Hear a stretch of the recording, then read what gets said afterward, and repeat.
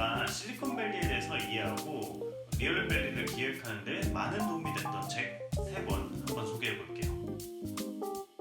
첫 번째 책은 실리콘밸리 견문록이라는 책이에요. 책 표지가 진짜 못생겼어요.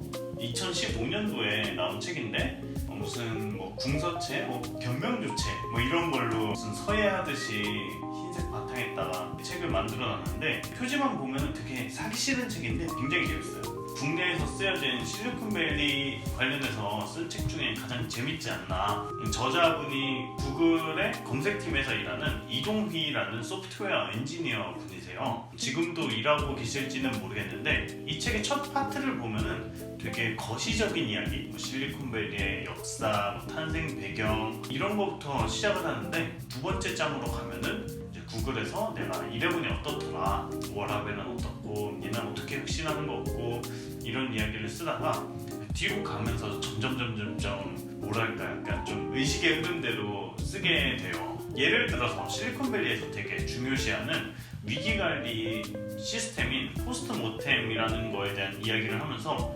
갑자기 이제 국내에서 안타까운 문제인 이제 세월호 이야기를 하면서 너무 안타깝다 이런 식으로 위기나 재난 관리를 했으면 좋았을 텐데 하면서 외국에 있는 한국인으로서 한국에 대해서 막 걱정하고 한탄하고 이런 내용들도 나오고, 야 너네 실리콘밸리는 수평적이고 자유롭고 다 존중받고 이러니까 한국처럼 교육열 안 빡세고 그럴 것 같지? 실리콘밸리에도 강남 파라군처럼 여기서 똑같이 파라군이 있어.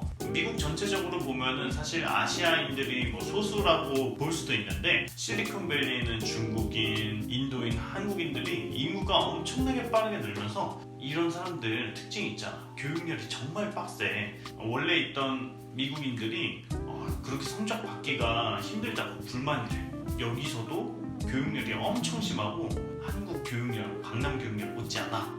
이런 이야기도 있고, 그리고 실리콘밸리의 월세나 물가들이 너무 빠르게 증가하면서 어떤 현상까지 일어나냐면 우리 집 근처에 버스가 한 대 있는데 24시간 버스인데 이제 밤만 되면은 노숙자들로 가득 차가지고 유령 버스처럼 빙글빙글 도는 그런 버스가 있을 정도야. 이런 내용들도 있어요. 뭐랄까 한국에서는 실리콘밸리에 대한 어떤 좋은 부분, 이제 환상적인 부분이 많이 부각이 돼 있잖아요. 제가 리얼밸리를 기획하기 직전에 이런 책을 봐서 뭐랄까 실리콘밸리 혁신 생태계 빛과 그늘을 좀 동시에 생각해 볼 수 있었던 것은 굉장히 좋았던 것 같아요. 그리고 현지인이 아니고서야 좀 쓰기 힘들 것 같은 약간 좀 야한 부분들, 의식의 흐름에 따라 너무 쓴 거 아닌가 이런 부분들도 있는데 그런 부분들이 이 책의 매력인 것 같아요. 이 책에서 제가 가장 크게 얻었던 게 있다라고 한다면은 실리콘밸리에 대해서 이렇게 전문적인 책을 보기 전에 약간 낄낄거리면서 재밌게 두루두루 얇게 뭔가 지식이나 간접 체험 같은 거를 할 수가 있었기 때문에 그 다음부터 약간 전문적인 책들을 읽는데 많이 좀 도움이 됐던 것 같아요. 그리고 돈 잘 벌고 똑똑한 사람들만 있는 동네라고 해서 문제가 없는 게 아니라 정말 사람 사는 동네에는 정말 예상치 못한 많은 문제들이 있다라는 것도 많이 알게 됐고요. 특히 외국에 사는 한국인분들이 뭐랄까 한국 걱정을 더 많이 하는 것 같다는 느낌도 많이 받았어요. 그래서 미국에 살고 있는 한국인으로서 한국에 대해 느끼는 감정, 그리움, 걱정 이런 것들에 대해서도 좀 많이 공감하면서 느낄 수 있었던 것 같아요. 그래서 실리콘밸리 견문록이 없었으면 저도 실리콘밸리에 대해서 굉장히 환상적인 부분들만, 멋진 부분들만 다루지 않았을까라는 생각을 가끔 해요. 근데 이 책을 통해서 실리콘밸리가 생각보다 되게 인간적인 동네구나. 좋은 점도 있고 나쁜 점도 있고 착한 면도 있고 악한 면도 약간 있네. 이런 인간적인 접근을 할 수 있게끔 도와줬던 책인 것 같습니다. 작년에 실리콘밸리 갔을 때 저는 이 개발자분을 너무 만나고 싶은 거예요. 너무 재미난 분일 것 같고, 그래서 책 표지에 나온 메일로 이렇게 이메일을 보냈었는데 꼭 좀 만나달라고. 근데 답장이 없었어요. 두 번째 추천드릴 책은 실리콘밸리 스토리예요. 이 책은 2017년도 10월에 나왔어요. 그러니까 제가 리얼밸리 시즌1을 한 중간 정도 연재했을 때 나온 책인데 솔직히 말해서 실리콘밸리 견문록처럼 막 재밌고 그렇진 않아요. 대신에 이 책은 황장석이라고 오랫동안 저널리스트로 활동을 해온 분이 쓴 책이라서 그런지 정말 객관적이고 사실에 근거해서 되게 거시적인 생태계적인 관점에서 실리콘밸리에 대해서 접근을 한 책이라고 느껴져요. 이게 목차만 봐도 느껴지는데 실리콘밸리는 어디에서 시작됐을까? 누가 실리콘밸리에 주춧돌이 났을까? 혁신에 기여한 대학 같은 것들은 없을까? 스탠포드 대학에 대한 이야기도 나왔고 어떠한 실리콘밸리의 독특한 문화가 현재 실리콘밸리를 만들었을까?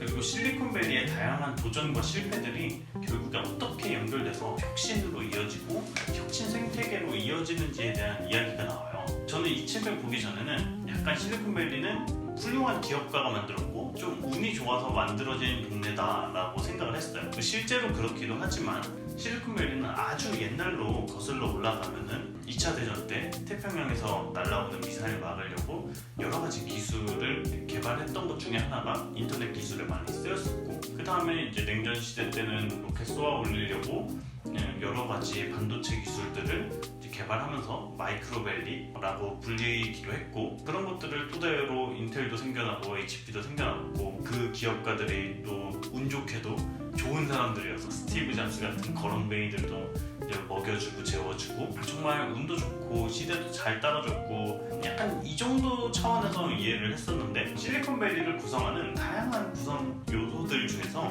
교육은 실리콘밸리 혁신에 어떤 역할을 하나, 인구 분포는 실리콘밸리 혁신에 어떤 역할을 하나, 그리고 미국이라는 국가는 실리콘밸리 혁신과 어떤 기업과 어떻게 상호작용을 하나, 이런 것들이 책을 끝까지 보면은 약간 좀 그림이 그려지는 부분이 있었어요.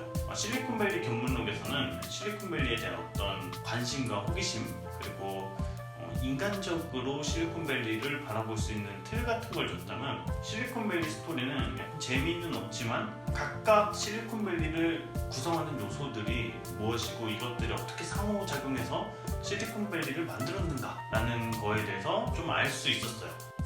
그리고 최근에 나온 책인데 제가 제일 추천드리고 싶은 책이 있다면 바로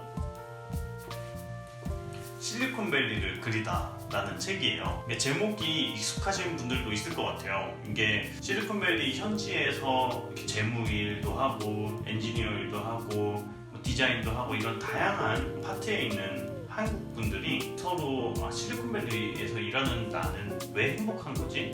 실리콘밸리는 그래서 어떻게 혁신하는 거지? 라는 질문을 갖고 한 3, 4년 그 이상 동안 이제 토의를 하고 연구를 한 끝에 이래서 실리콘밸리가 혁신을 하고 이래서 내가 지금 행복한 거구나 라는 거를 정리를 한 책이에요. 이게 책으로 나오기 전에 브런치에서 엄청나게 히트를 쳐서 토탈 조회수만 30만 명이 넘게 나왔고 워킹턴 포스트라든지 다양한 매체에서도 이 글을 퍼봐가지고 연재를 했기 때문에 누적 조회수는 제 생각에는 워킹턴에서도 퍼보고 그러면은 100만 명은 넘게 보지 않았을까. 실리콘밸리를 그리다 브런치 글이 리얼밸리 시즌 1과 시즌 2를 기획하는데 정말 큰 영감을 줬거든요. 왜냐면은 제가 앞서서 설명드린 것과 조금 다른 버전의 책인 것 같아요.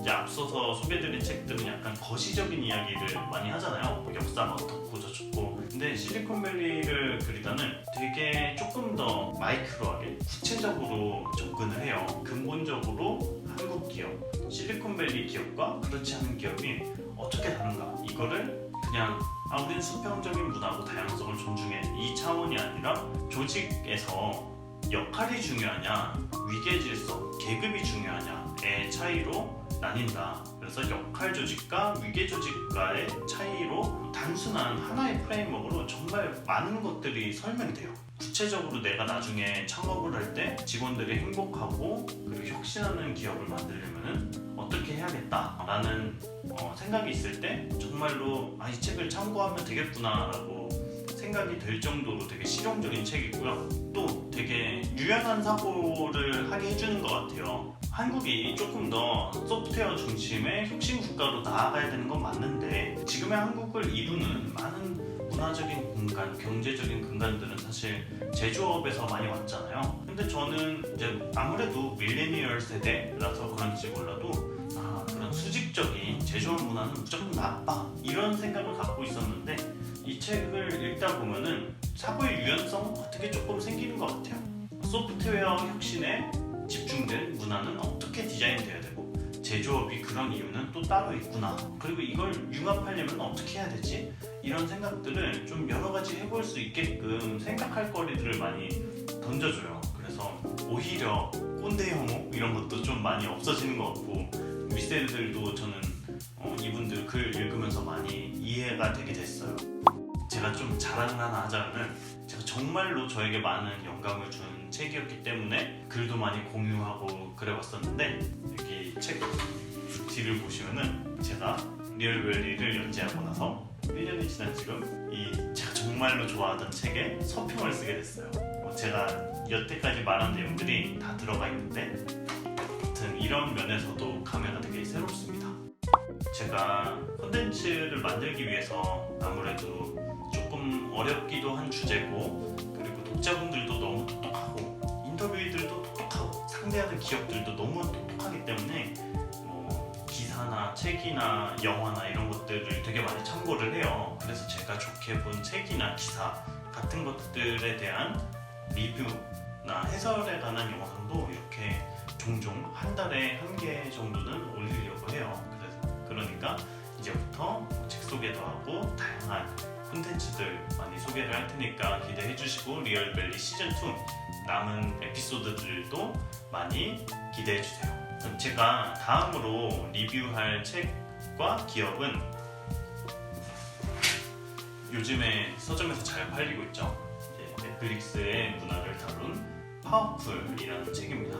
이걸 한 다음에 앞으로 나올 기업들, 여러분들이 궁금해할 만한 아마존, 나이키 이런 기업들도 이제 순차적으로 다룰 거예요. 많이 기대해 주시고요. 다음 영상에서 만나요. 안녕.